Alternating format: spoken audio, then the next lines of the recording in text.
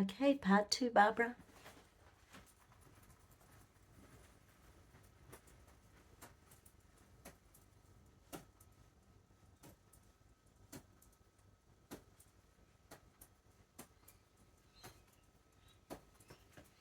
Okay, Barbara's energy. Okay.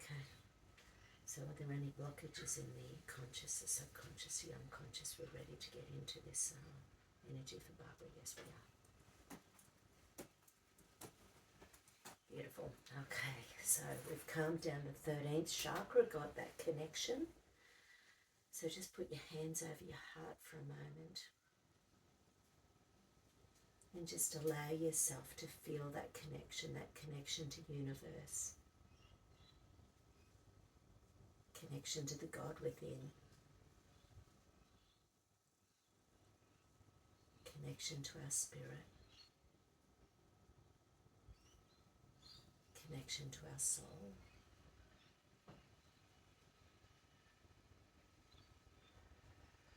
As when we're in pain, a lot of the time we don't feel it. We don't feel it. Our body is so in the cells, it's in the pain that we're not feeling our connection. Okay, what do we need to do next?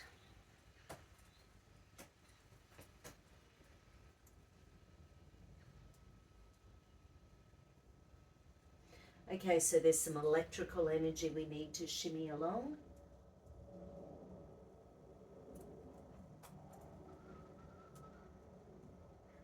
Right, so there's some centering out of balance. So this is structural, but it's also electrical. So by the body being out of kilter, we're not allowing meridian energy, chakra energy to travel through the body. So let's, so once again, I want you to just sit there and just allow your shoulders to sit back a bit. When we've got tension in the upper part of the body, as a general rule, our shoulders come up, our shoulders can roll forwards. But one of the things as we get older we've got to do is sort of get into the habit of rolling the shoulders back and down so that we can stretch all that musculature down.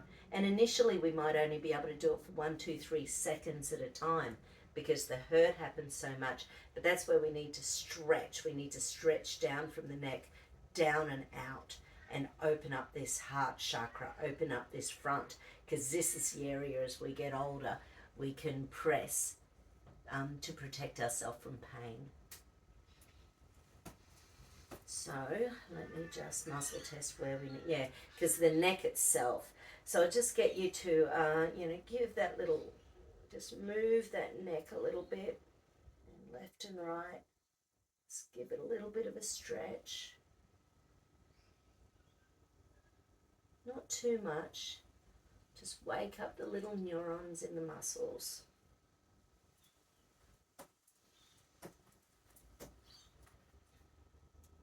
All right, okay, so just in that little area there and in that shoulder, there's some survival pattern. There's some survival patterns running, so let's have a look at that.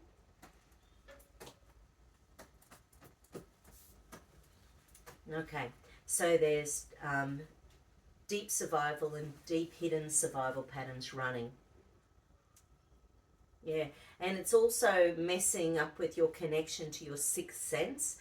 So it's going to make it hard for you to trust yourself if you're not connected to your sixth sense.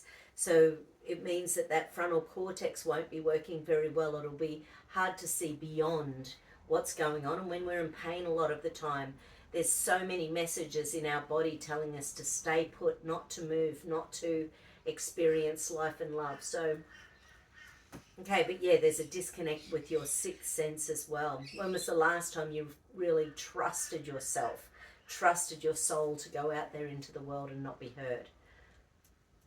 Okay, the next little area showing up is called the anterior cingulate gyrus. This is that little part of the brain that is it's like what, the first part where we did the tuning fork. This also is to do with that hierarchy, where we sit in society and where we believe we should be compared to where we shouldn't, and therefore we're constantly comparing ourselves to other people. So anterior cingulate gyrus,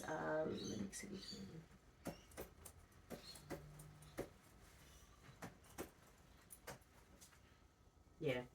Actually, so there's escape, so your brain doesn't even want to compare yourself to other people. It doesn't want to think about it. It doesn't want to feel it. So there's escape, submission, freeze in relation to comparing in relation, and also putting yourself out there because you might get hurt.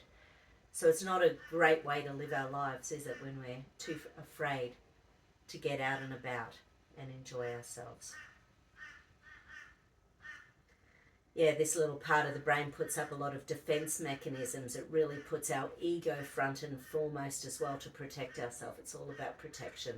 It's all about not allowing ourselves to get hurt.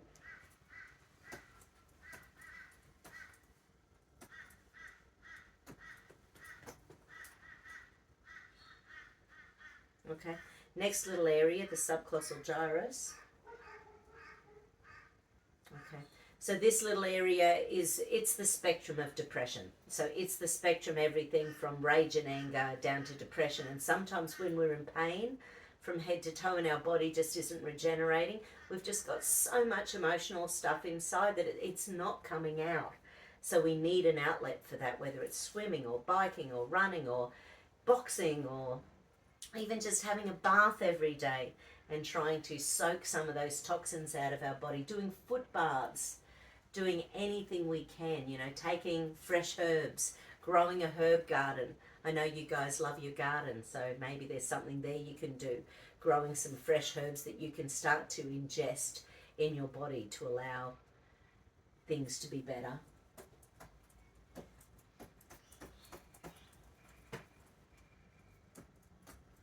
Yeah, one of my clients reminded me that going back 28 years ago when she saw me, and one of the things that I had recommended to her from a pain perspective was chopping up a small potato every day and just putting it in a glass of water and then drinking the water and then filling it up again and waiting for a little while and drinking it. So the potato just ends up alkalizing the water, so it's a really nice, easy way of getting alkalized water. And another thing I've been doing, I don't know, Gary, if you've seen my video, but I have been making a fresh herbal pot of tea every day with a whole organic lemon in it, and then I just put all sorts of herbs and spice in there, like black pepper and ginger and turmeric and cardamom, cinnamon, so I just put a little bit of everything in there and I drink that throughout the day, a couple of litres a day. It's a really nice cleansing tea. Okay, another little area is shown up called the orbitofrontal cortex.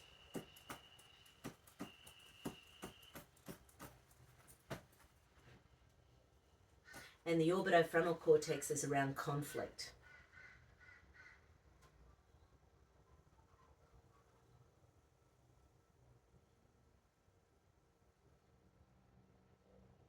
And conflict is one of those things that can suppress our soul, suppress our energy, suppress our highest good, suppress our connection to source, suppress our God within.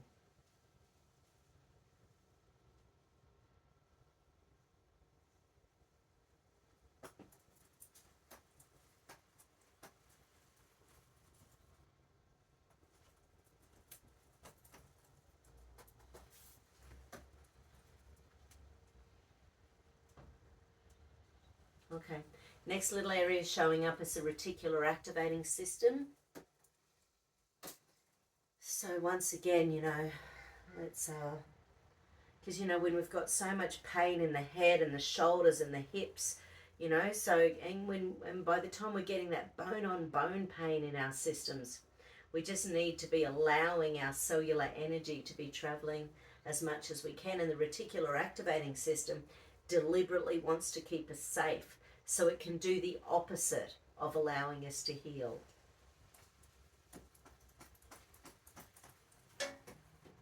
Okay, so the first one showing up in this circuit is the low serotonin again.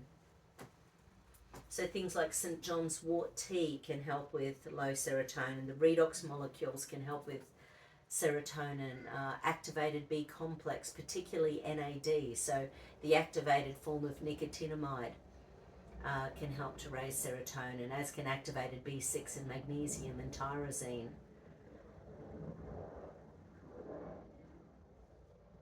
doing Epsom salt foot baths or pure salt foot baths and starting to pull some of the toxins out of our body can help. The brassica family, things like broccoli and cauliflower and Brussels sprouts, they help to cleanse the membranes, our cellular membranes, to help to pull the toxins out. So everything we can do to hydrate our body and detox our body will help with that pain, and to get those arteries moving, you know, so that your blood supply is getting beautiful energy in your brain and detoxing through your brain. You've got to open up this whole area, which is about relaxing, you know, those shoulders, opening up that whole frontal cortex.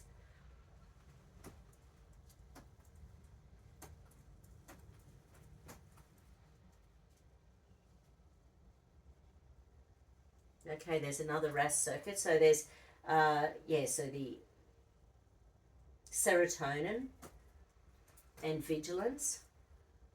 So we did serotonin with the amygdala, so now we'll do serotonin. With low serotonin, we're creating high vigilance in the body.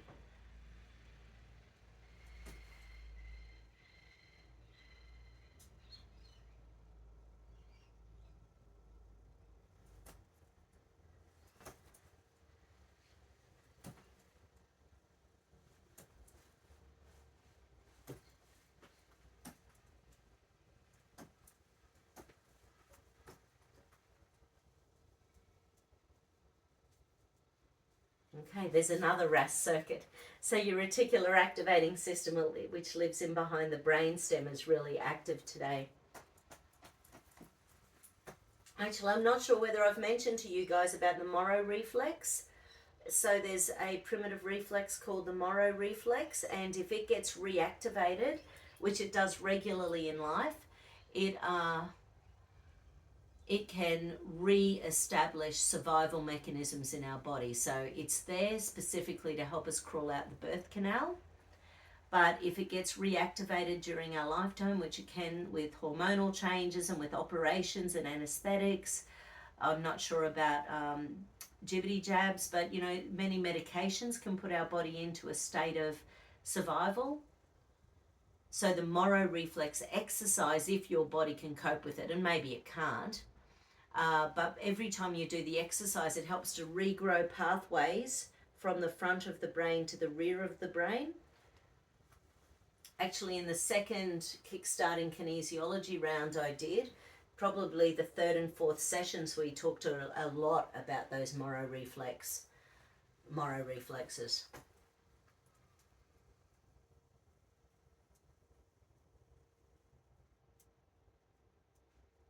Okay, good. So having another look. So adrenal, survival, deep survival, hidden deep survival. Right, so they're the little nuclei that were holding the survival and deep survival in place. Let's go and have a look at conscious pathways.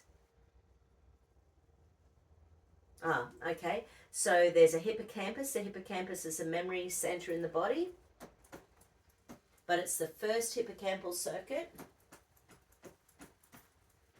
which tends to shut down because of fear of failure and fear of success. But firstly, the connection from the left to right sides of the brain isn't awesome. So you can hold along these little spots at the front of the brain, brings the blood to the front of the brain. But the other thing you can do to help along is hand on the navel and then rub these little points below the collarbone. So those little spots are the kidney 27s, and they help to integrate left-right brain integration, which is what we're doing right now with your hippocampus.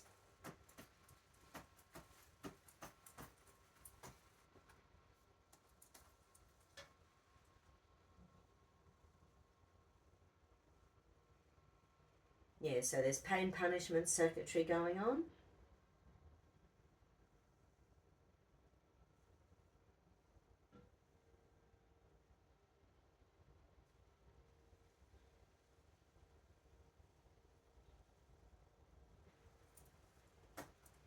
Now let's just see whether fear of failure or fear of success is the biggest thing shutting down your memory centers. Because when we're shutting down our memory centers, it can be affecting short-term memory, long-term memory. Oh, funnily enough, fear of success is the worst one for you at the moment. So what does fear of success mean? You know, it's sort of like sometimes that'll show up when there's something we don't want to be doing in our life. Sometimes it'll show up if, you know, like for example with pain. You know, pain is such a horrible thing, but sometimes we're using it as a way to avoid doing in life. So what if we were out of pain? Then we would have to live life to the full and connect to source and have more of a spiritual and physical and energetic life. So sometimes that doesn't suit us. But anyway, so fear of failure, fear of success.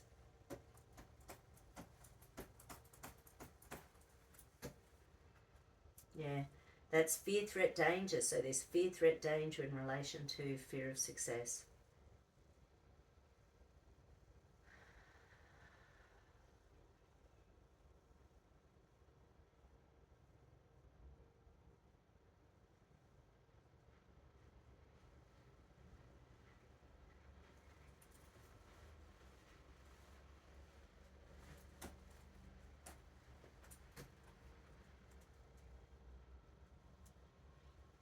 Okay, survival, deep survival, hidden deep survival, any core pathways? Oh, we need a flower essence. Okay, which one do we need?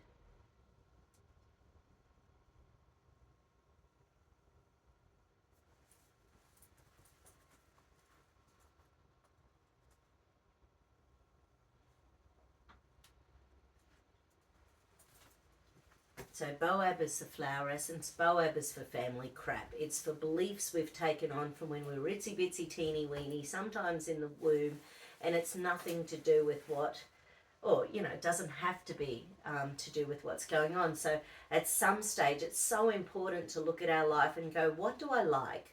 What do I love? What do I want more of? And actually start thinking about those things. Actually, put it in the palm of my hand and we'll rub it over your whole aura.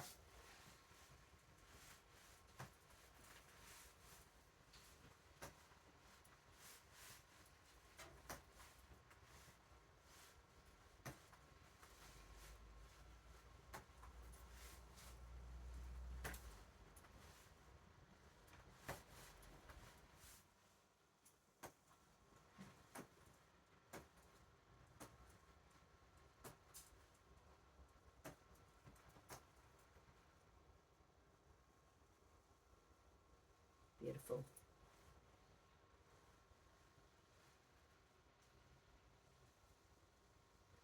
Okay. That's the end of part 2. So I want to get some affirmations specifically in relation to where we need to go next. Be back in a moment.